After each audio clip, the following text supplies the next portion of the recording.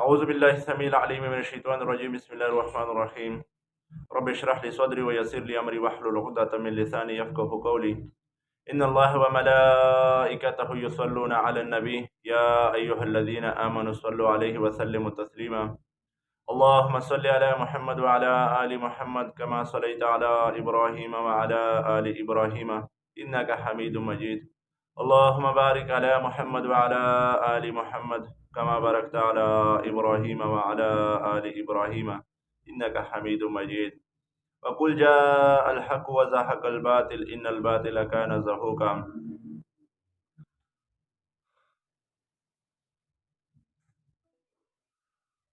تو آج میں بات کرنا چاہ رہا تھا، اور سب سے پہلے تو جتنے بھی میرے سننے والے ہیں ان سب کو میری طرف سے السلام علیکم ورحمۃ اللہ وبرکاتہ۔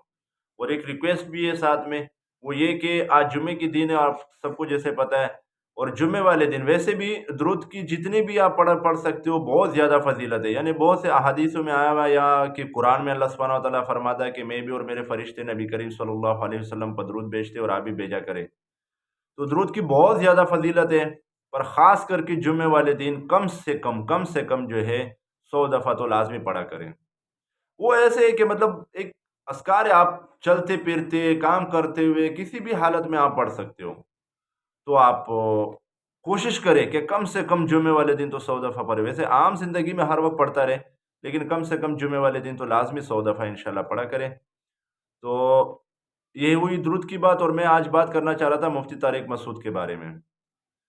بہت افسوس ہوا کہ کل میں نے ان کا ایک ویڈیو کلپ دیکھا، جو ایک ٹی وی چینل پہ بیٹھ کے کسی نے سوال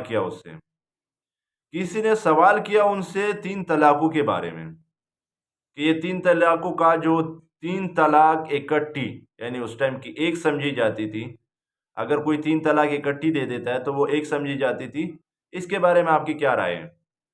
تو انہوں نے کہا کہ یار طلاق ہوتی ہے ایک دفعہ، ایک ہی مجلس میں 3 طلاقیں ہو جاتی ہیں، اس میں بہت سے احادیث موجود ہیں، اور جہاں تک 3 طلاقیں اکٹھی دینے میں ایک سمجھی جاتی تھی وہ کہیں پہ بھی نہیں ہے۔ تو انہوں نے کہا کہ 3 طلاقیں ایک مجلس میں اکٹھی سمجھی جانے والی یہ کہیں پہ بھی نہیں ہے، نہ نبی کریم صلی اللہ علیہ وسلم کے دور میں سمجھی جاتی تھی، نہ صحابہ کرام کے دور میں۔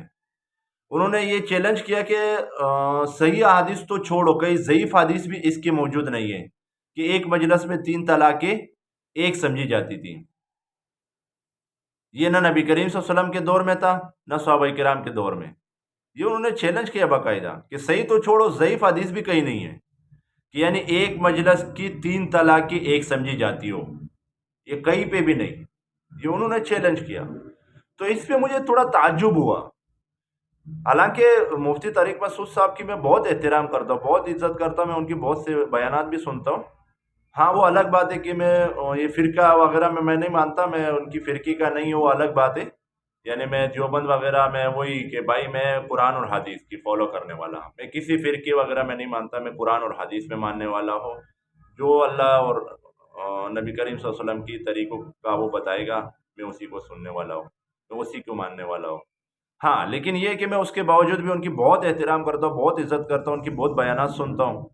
پر انہوں نے یہ جو کل بات کی مجھے تھوڑی نہیں بہت زیادہ حیرانی ہوئی، کیونکہ مفتی طارق مسعود جیسے عالم، جیسے مفتی، اور جس کی ماشاءاللہ اتنی اچھی وہ ہے، وہ جیسے بندہ ایسا مطلب ہاں ٹھیک ہے یار، وہ جیسے پہلے بھی انہوں نے ایک حدیث بتائی تھی، ایک حدیث ہے کہ یعنی لا نکاح الا بولی، کہ ایک لڑکی کی ولی کے بغیر نکاح جائز نہیں، ہوتی ہی نہیں ہے، نبی کریم صلی اللہ علیہ وسلم کی حدیث ہے۔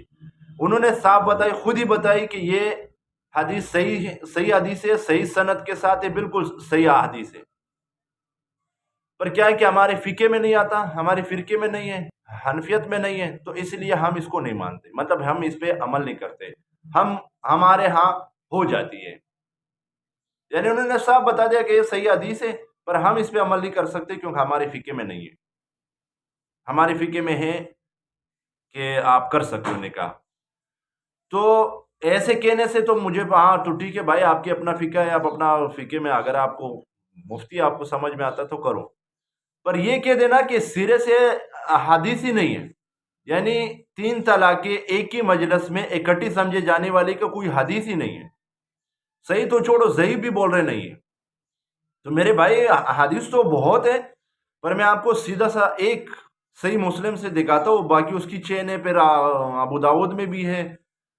وہ ایک انٹرنیشنل نمبر کے مطابق 1472 نمبر کا حدیث ہے. صحیح مسلم ہے. ابن عباس رضی اللہ عنہ فرماتے ہیں کہ نبی کریم صلی اللہ علیہ وسلم کے دور میں، ابو بکر صدیق رضی اللہ عنہ کے دور میں، یعنی ان کے دور خلافت میں، اور عمر رضی اللہ عنہ کے دور خلافت میں 2 سال 3 طلاقیں ایک ہی مجلس میں ایک ہی سمجھی جاتی تھی. یہ صحیح مسلم انٹرنیشنل نمبر کے مطابق طلاق چیپٹر میں انٹرنیشنل نمبر کے مطابق 1472 نمبر حدیث ہے. ابن عباس رضی اللہ عنہ فرماتے ہیں کہ نبی کریم صلی اللہ علیہ وسلم کے دور میں، ابو بکر صدیق رضی اللہ عنہ کے دور خلافت میں، عمر رضی اللہ عنہ کے دور خلافت کے پہلے 2 سال میں 3 طلاقیں ایک ہی مجلس کی 3 طلاقیں ایک ہی سمجھی جاتی تھی. آپ کہہ رہے تھے کہ حدیث سیرے سے ہے ہی نہیں ایسے کہ نبی کریم صلی اللہ علیہ وسلم کے دور میں یا صحابہ کے دور میں 3 طلاقوں کو اکٹھی، یعنی ایک ہی مجلس میں 3 طلاقیں ایک سمجھی جاتی ہوں. ایسے کوئی حدیث ہی نہیں ہے. باقی ابو داؤد وغیرہ میں بھی ہے، لیکن میں نے یہ خاص کر کے لیے تاکہ میں کم سے کم حیران ہوں کہ یار آپ جیسے بندہ اتنا بڑی بات کیسے کر سکتا ہے کہ سرے سے ضعیف حدیث بھی نہیں آپ کہہ رہے ہو. یا آپ خود پڑھ لیجئے گا کہیں، اگر میری ویڈیو آپ تک پہنچی، مجھے لگتا ہے، مجھے پتہ ہے کہ نہیں پہنچے گی، لیکن پھر بھی اگر کہیں نہ کہیں آپ کی سامنے سے گزری، آپ نے سنا، تو آپ اس کو پڑھ لیجئے. صحیح مسلم انٹرنیشنل نمبر طلاق چیپٹر میں انٹرنیشنل نمبر کے مطابق 1472 نمبر ہے. اس میں ابن عباس رضی اللہ عنہ فرماتے کہ نبی کریم صلی اللہ علیہ وسلم کے دور میں، ابو بکر صدیق رضی اللہ عنہ کے دور خلافت میں، اور عمر رضی اللہ عنہ کے دور خلافت کے 2 سال میں، پھر دوسری اس میں حدیث میں ہے کہ 3 سال میں، ان کی یعنی پہلے دور خلافت کے 3 سال میں 3 طلاقیں ایک ہی مجلس میں، ایک مجلس میں 3 طلاقیں ایک ہی سمجھی جاتی تھی. بعد میں عمر رضی اللہ عنہ نے جب یہ دیکھا، ان کو جب پتا چلا کہ یہ لوگ اس سے ناجائز فائدہ اٹھا رہے، یعنی غلط فائدہ اٹھا رہے، کہ وہ ہر کوئی اس طرح کا کر رہے، طلاقیں دے دیتا ہے پھر بعد میں رجوع کر لیتے ہیں. تو عمر رضی اللہ عنہ نے سیاسی فیصلہ کر کے، انہوں نے ایک وہ کر کے کہ بھائی میں آج سے جو بھی ایک مجلس میں 3 طلاقیں دے گا اس کی 3 طلاق ہو جائے گی. تو وہ عمر رضی اللہ عنہ نے یہ فیصلہ کیا ہے. ہم عمر رضی اللہ عنہ کے فیصلے کے بہت زیادہ احترام کرتے ہیں، بہت عزت کرتے ہیں. پر یہ آپ کا یہ کہنے کی میں جواب دے رہا ہوں کہ آپ نے کہا کہ نبی کریم صلی اللہ علیہ وسلم کے دور میں یا صحابہ کے دور میں ایسے کوئی حدیث ہے ہی نہیں کہ 3 طلاقیں ایک ہی سمجھی جاتی تھی.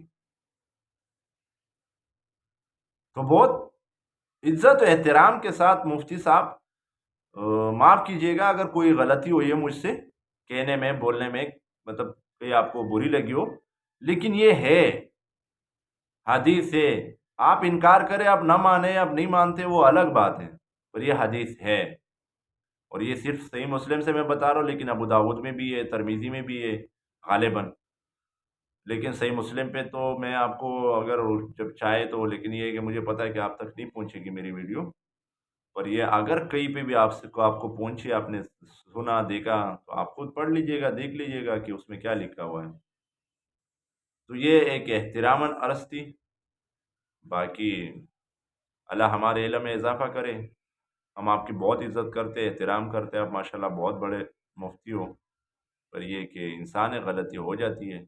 پر بڑا انسان وہ ہے کہ غلطیاں دیکھنے کے بعد، غلطی کا پتہ چلنے کے بعد اسے رجوع کرے. اس بڑے لوگوں کی وہ نشانی ہے. السلام علیکم ورحمۃ اللہ وبرکاتہ.